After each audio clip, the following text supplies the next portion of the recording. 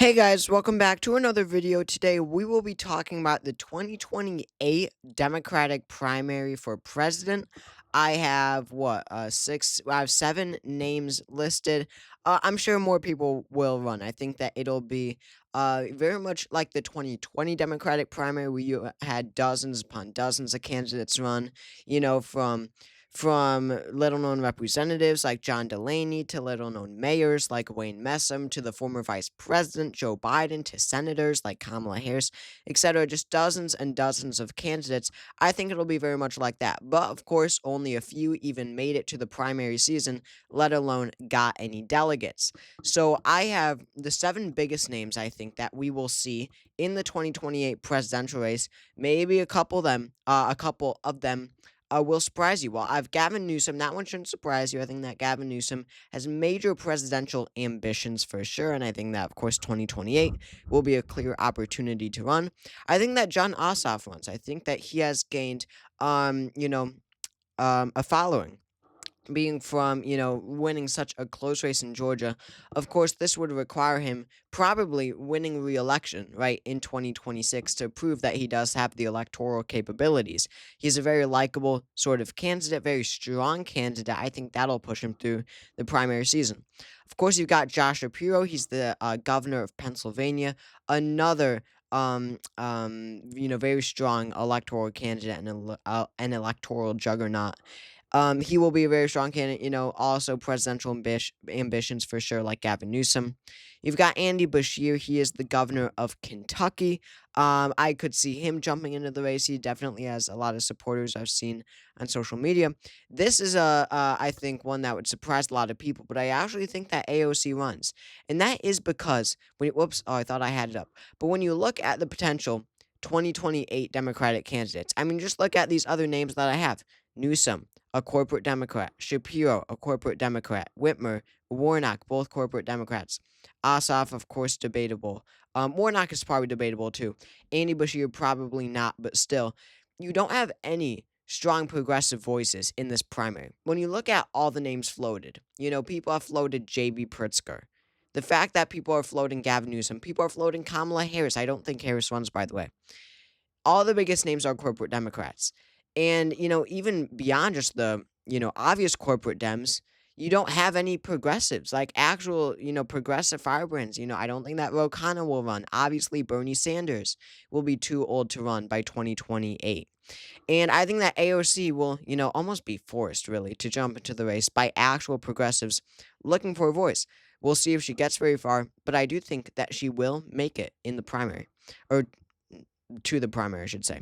We got Raphael Warnock from the state of Georgia. Both Georgia senators are running. And Gretchen Whitmer, of course, the pretty popular governor of Michigan, who has definitely gained a following. So, again, you've got one progressive, you've got two women and five men. You have whatever, I don't know. But anyway, let's get started. So we got the primary calendar up. So first is South Carolina. New Hampshire did a state-run primary last time. I doubt that'll happen again. They didn't get any delegates to the convention. They were, sort of shunned by the party. So, and they're now down the road. Of course, they switched up the primary schedule. You don't have New Hampshire, and you don't have Iowa. So with that being said, you got South Carolina. I think that this will really follow my 2028 election night, if you saw that. But I think that John Ossoff, being from Georgia, I think that he will be able to capture a very narrow victory in Georgia. Now, this is very important when it comes to delegates in such a close race. Every state, you need 15% of the vote or more to get delegates. That is how Democratic primaries work. So, for example, Gretchen Whitmer might get 5% in the state of South Carolina, but you won't see that on here because she is not getting any delegates. Maybe I'll, do this to help me figure out the percentages like this. But afterwards, I'm going to delete them because they do not get any delegates unless they get 15%. So anyway, I think that Ossoff will really be able to capture really a lot of the white vote in South Carolina. I also think that Raphael Warnock will do very strong in Georgia. I'm sorry, in South Carolina. Of course, he's from Georgia as well. So you see how divided this primary is already, and how some of the biggest names I'd assume nationwide, like Newsom and Shapiro, I'd expect them to lead nationwide as well as AOC possibly. They don't do very well at all. I mean, we'll see how Gavin Newsom would be able to do with African American voters, but I don't suspect it would be that well. So you got Newsom at 15. You've got Shapiro at 15 as well. I think that he slightly outpaces. I could really see him building a coalition of white and black voters. I could see him actually outpacing Gavin Newsom in the state. And we just have 8 delegates remaining, which I will give the majority to John Ossoff. So we've got Ossoff in first, Warnock in second, close race, 4-point win there. Shapiro in third at 18 points, and Newsom in a disappointing fourth at 16%. Next up, we do have the state of Nevada on February 6th. Again, 15% needed to win. And I think that Newsom should cruise to an easy victory here, of course, neighboring. He's the governor of the neighboring state, California. I think that he will really be able to perform very strongly among Hispanic voters, Latino voters in this primary. And that will be crucial. Of course, it depends, because you've got Alexandria Ocasio-Cortez in this race. Now, I think that she would honestly do very well among these voters. And, Latinos, pretty notoriously now rejected Bernie Sanders in the state of Florida. But those are Venezuelans, those are Colombians, those are Cubans who escaped communism and socialism. But, in the southwest portion of the United States, Nevada, Arizona, New Mexico, Texas, they're more progressive. Right, of course, a lot of Mexican immigrants. They have, major progressive president down there in Mexico. So, these more Mexican immigrants, these more Central American immigrants, who are, in the southwestern United States, they will, very strongly, I feel, turn out for AOC. Newsom, I do think, still wins, though, but, AOC in second place at 8 points. That is a very, very, very strong performance. Now, in third place, who else wins delegates? I think that Shapiro stays in there. I think that Shapiro will be a very strong candidate throughout this race.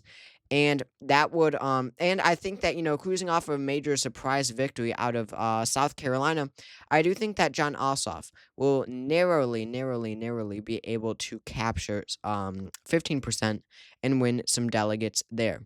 So tight race in Nevada, and Newsom comes out on top.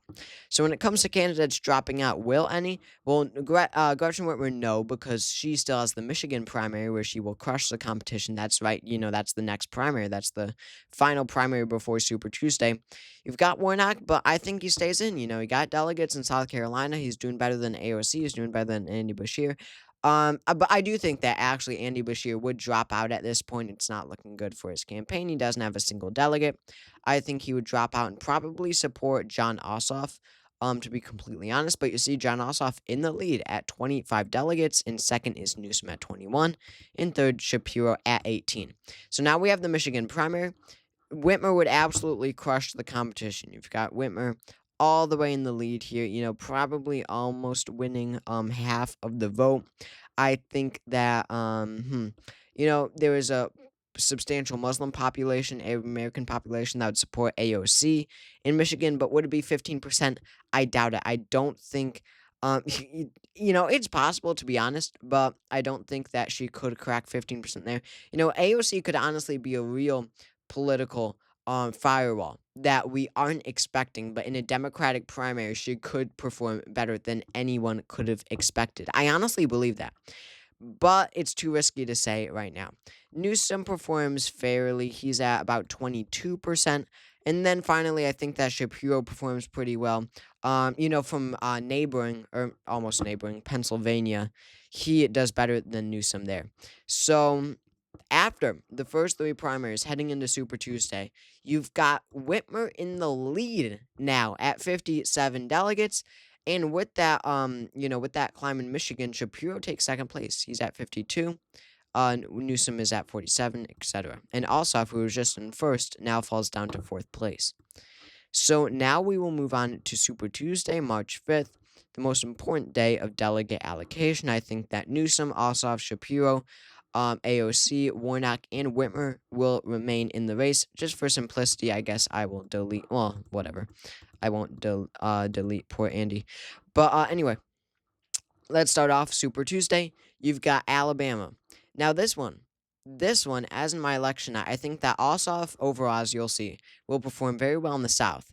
But Alabama, I believe, is the most African American state, right, in terms of population. I'm sorry, proportion. I think that Warnock takes Alabama. I think that African American voters will be more significant in Alabama than other southern states, and they will unite behind Warnock. I think, of course, that Ossoff comes in second. It's a very close second. And then you've got Shapiro. He is above 15. He's at about probably 19%. And I guess you got to say that that Newsom is able to get just above 15%. I'd put him at 15.3. Ossoff takes 30. Warnock takes 34. So we've got that. You've got American Samoa. They usually just give their delegates unanimously. I don't even think vote. But American Samoa, what are they progressive? I don't think so. I bet all these guys would support Newsom. You got Arkansas. This is where I think you start to see, a southern state that is predominantly white. I think this is where you start to see Ossoff's strength. I do think that Shapiro does well here, though. 19 points. I think that Warnock also does well here. Comes close, of course. You've still got many African American voters. And Newsom. Newsom wins 19% of the vote. Now let's move over to the all-important California primary, Gavin Newsom's home state. So first of all, I think that AOC comes back. I think that she performs very strong in this, very progressive state. I think that she wins 21% of the vote about. But Gavin Newsom does crush the competition. I think that Shapiro would win over 15. I do think that Ossoff would probably, riding off some momentum, still from South Carolina, I think that he would be able to just capture above 15%. And beyond that, what do we have left? I think that Shapiro does, honestly not that well in a state like California. AOC picks up some votes, but it's Newsom who really is the big winner, and you can see he just takes a gigantic lead at 228. Shapiro at 161, Ossoff at 118, and then AOC at 115. And then we've got Colorado.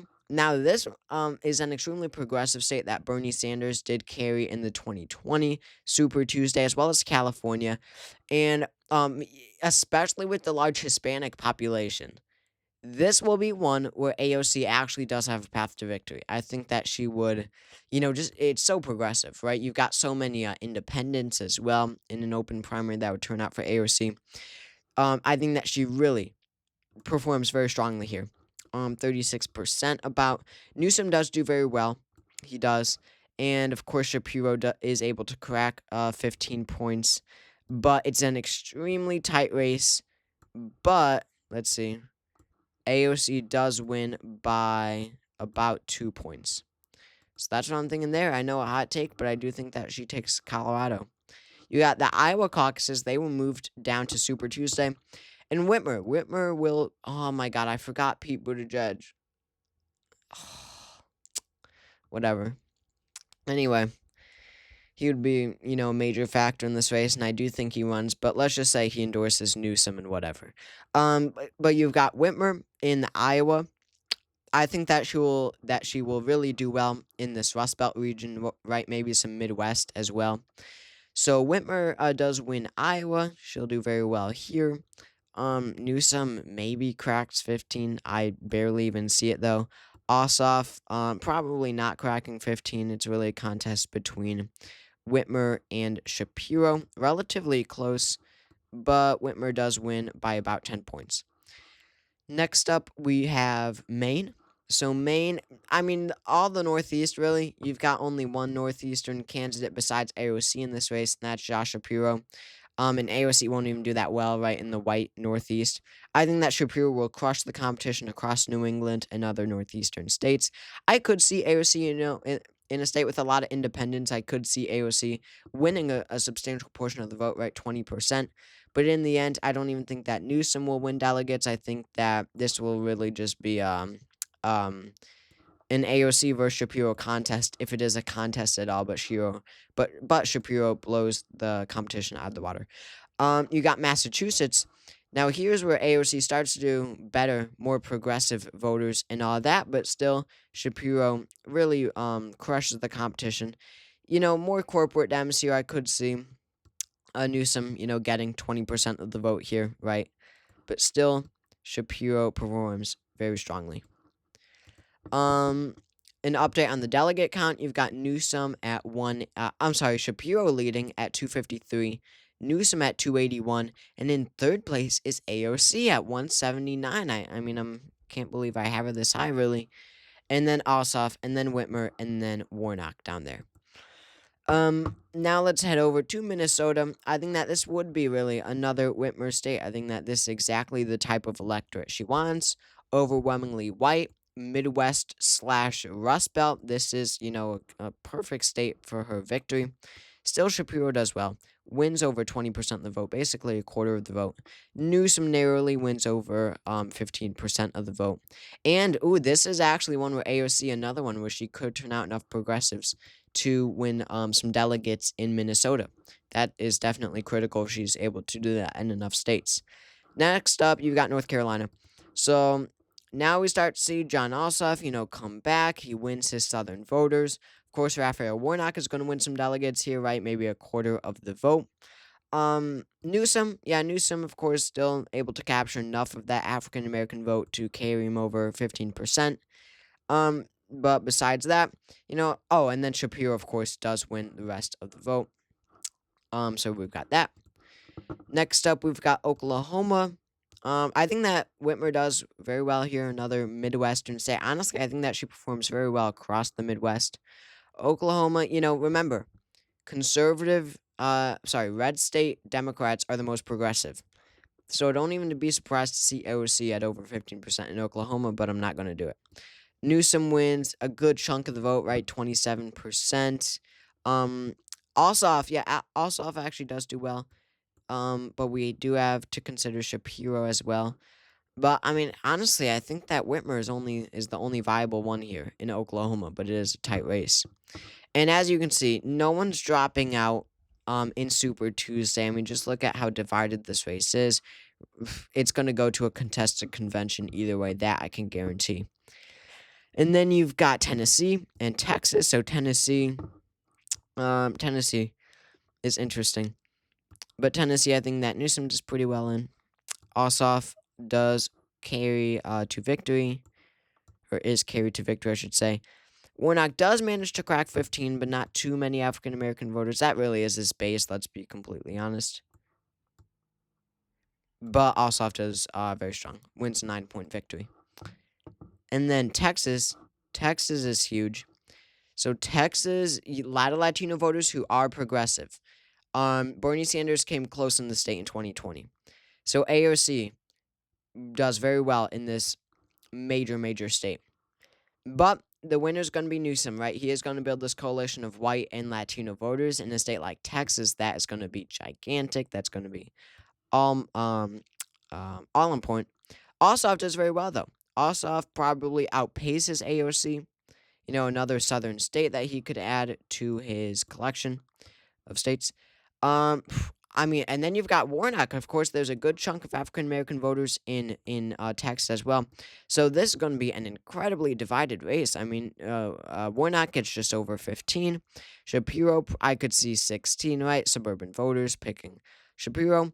Ossoff does very well. He gets 20.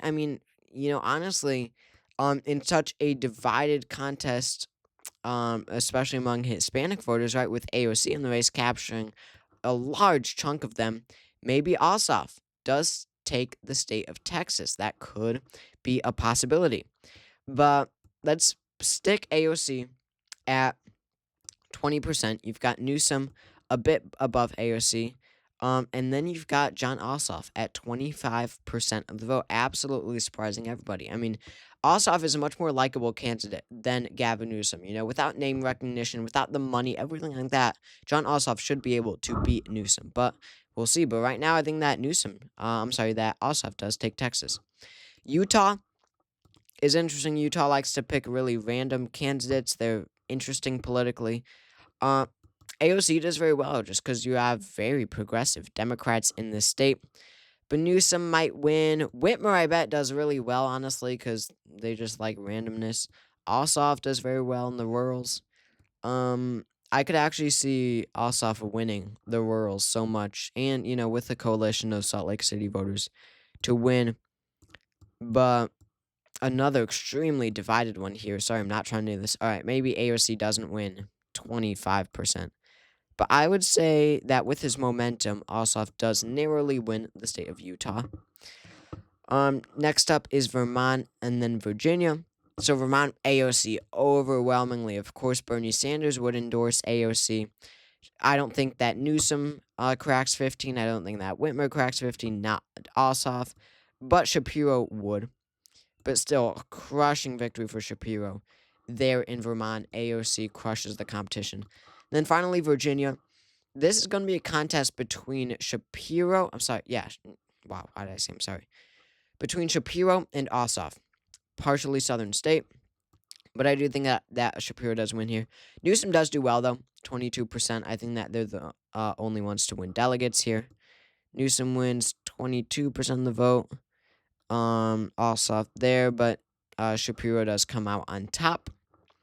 Shapiro not looking good. Not looking too good for Shapiro at this moment. Only 3 states won. And then that's it. So after Super Tuesday, look at this map. Absolutely insanely colorful map. In first place, leading in a tight first place. Now, this is super interesting. But you have Gavin Newsom with only 2 states under his belt at 423 electoral votes. In second place, he only has 3 states, and they're small states at that. Massachusetts and Maine, at least. You got Josh Shapiro at 412. He's only about 10 delegates, well, 11 to be exact. 11 delegates by Newsom. In third, you've got Ossoff at 293. He is well in the race. Then in fourth, you do have AOC at a very strong 256. And then somehow Warnock and Whitmer are tied at 122. I think that at this point, Warnock drops out, so he won't be getting any more delegates, and endorses John Ossoff, his fellow senator from Georgia. But Whitmer stays in. I mean, she won 3 states on Super Tuesday. It's not a lot of delegates, but that does put her on the map. On March 6th, you've got Hawaii. I think that this is one that AOC wins, a very strongly progressive state.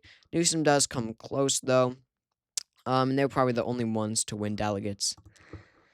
And then on March 12th, you've got Democrats abroad. This is very progressive, but honestly, military members, soldiers, do I really see them supporting AOC? Not really. Ossoff would do well. I don't know. I guess just through division, we'll see AOC take the victory. That's a bad electoral take, though. That's not happening. So we'll give it to Shapiro. And then we have Georgia. So remember, Warnock is out of the race. So of course, Ossoff is going to have an overwhelming victory in his home state of Georgia. Shapiro cracks 15. And that's probably it. I mean, it's going to be a major victory for Ossoff in the state of Georgia. And that, really gives him a major boost. You see, now he's at 365. That is gigantic. And then you've got Mississippi. He is going to, continue his southern streak. Shapiro cracks 15. Newsom also cracks 15 in Mississippi. You've got the Northern Mariana Islands and then Washington. So Northern Mariana Islands probably supports Newsom unanimously. And then Washington, AOC does do very well. Bernie Sanders did well here in 2016 when he was in the race. He dropped out by this time in 2020. And then you've got Newsom is going to win the state. And Shapiro wins about a quarter of the vote. He does well. But it's going to be Newsom who's the big winner. So after March 12th is March 19th. You've got Arizona, where I do think that Gavin Newsom will win a major victory. Huge victory there in Arizona. But AOC continues to perform well in the Southwest, but Southwest states are running out. Ossoff, I feel like, would crack 15, and then, or maybe not. Yeah, probably not, actually. But it is Shapiro who wins 29% of the vote. But a big, big, big win for Newsom there in Arizona. And then Illinois. Whitmer does well. Whatever. She might win another Rust Belt state, because when you look at the other candidates, but, honestly, Shapiro is probably going to be able to build the better, is going to be able to build the better coalition. I think that AOC narrowly cracks 15, and that's huge for her campaign. And then Newsom cracks about 21, and then Shapiro takes the rest. So now Shapiro takes the lead with his big win in Illinois. He does take the lead over Newsom. He's at 568. That's an important development. And then you've got Kansas and Ohio. In Kansas, Shapiro does well. Whitmer, I feel like, wouldn't do that well for some reason. And then Newsom. But Shapiro does take the state of Kansas. Next up, we've got, Ohio. As you can tell, this is getting tiring. Ohio. Newsom wins, okay. Whitmer does well here, though. Ossoff doesn't crack 15. But I bet Shapiro narrowly takes it over Whitmer. This is a surprisingly close one, though. Now Shapiro starts to come back with his Rust Belt. And then Louisiana and Missouri on the same day. So Louisiana, major victory for John Ossoff. Not even close. No one even comes close.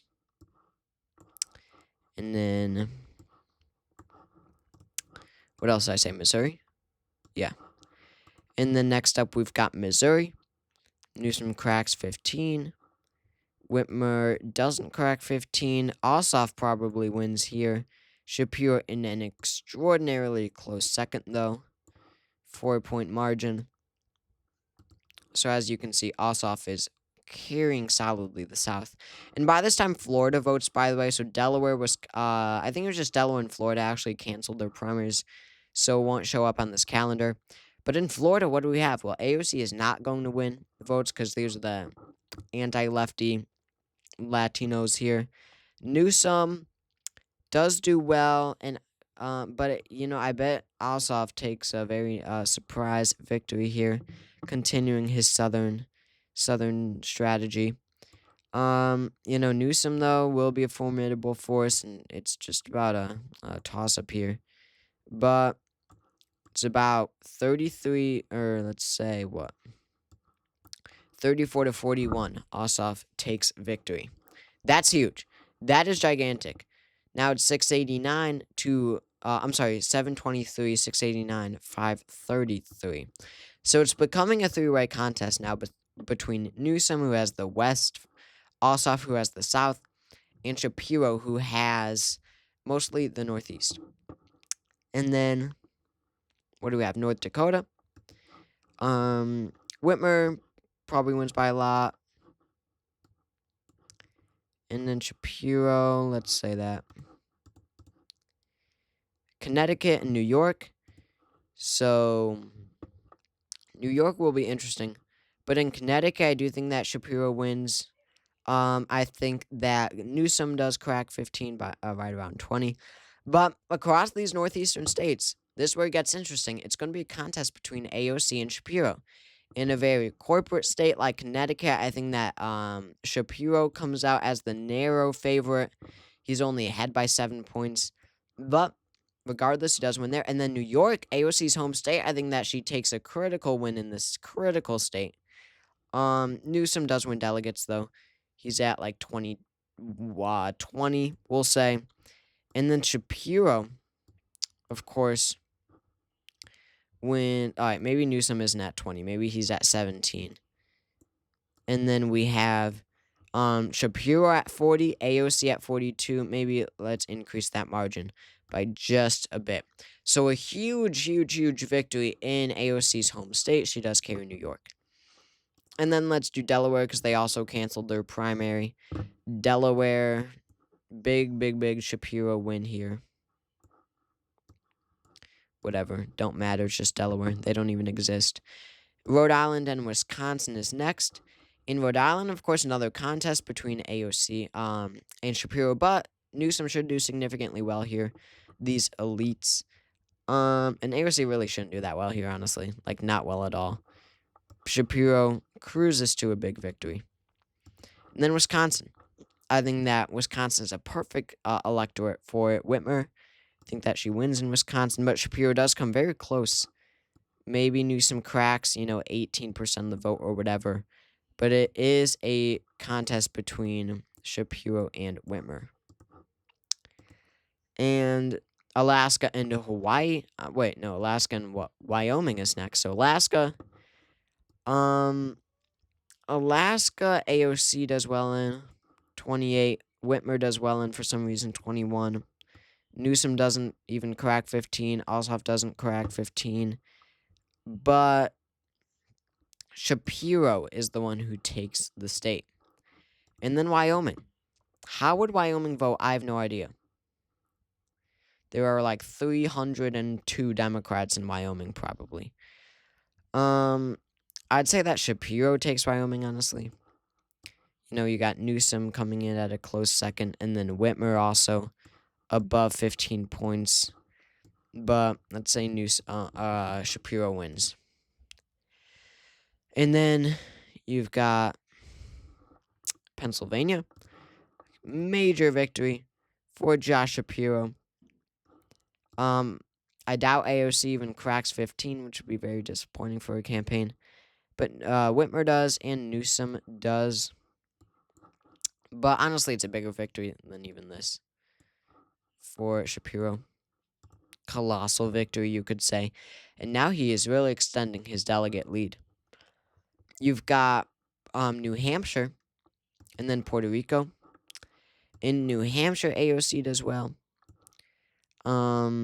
Probably just Newsom and AOC winning delegates. But Shapiro does come out on top, obviously. Then you've got Puerto Rico. AOC wins almost all the vote. Newsom does win the rest, though. And then Indiana. Perfect Whitmer electorate right here. Newsom just cracks 15. Shapiro wins 22. Vote would probably be something like this. You've got Maryland and Nebraska. In Maryland, perfect Shapiro electorate. I mean, you can't get a better Shapiro electorate than Maryland. And what? Newsom, maybe. But it's an absolute blowout for Shapiro. Nebraska and West Virginia. Nebraska is a Whitmer state for sure. Shapiro comes close, though. And then West Virginia is probably an AOC state. I mean, probably not. But she does come close. It's going to be Shapiro, though. Maybe Newsom. Whitmer cracks 15. But big Shapiro state. Kentucky and Oregon next. So Kentucky. Newsom does well. Whitmer does just above 15. But it's going to be an Ossoff state. He returns to his momentum. Oregon and Idaho. Oregon, AOC might win, but you got Shapiro matching her numbers, but it's Newsom who wins. And then Idaho, AOC does crack 20, but it's going to be Newsom who wins just over Shapiro. And then let's just do the rest. New Jersey is going to be AOC territory.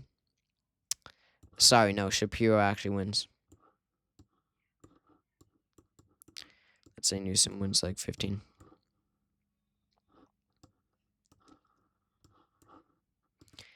Then DC. Shapiro wins basically all of it. No, actually, AOC might win. Let's say narrow. Shapiro win.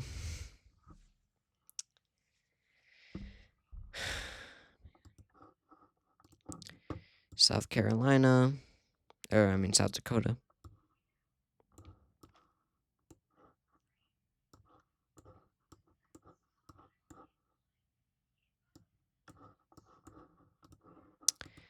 Goes to Whitmer. Montana. Also goes to Whitmer.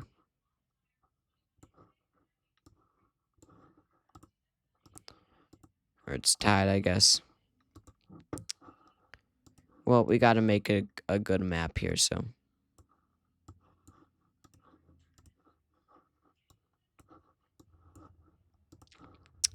Finally, New Mexico. Newsom does win.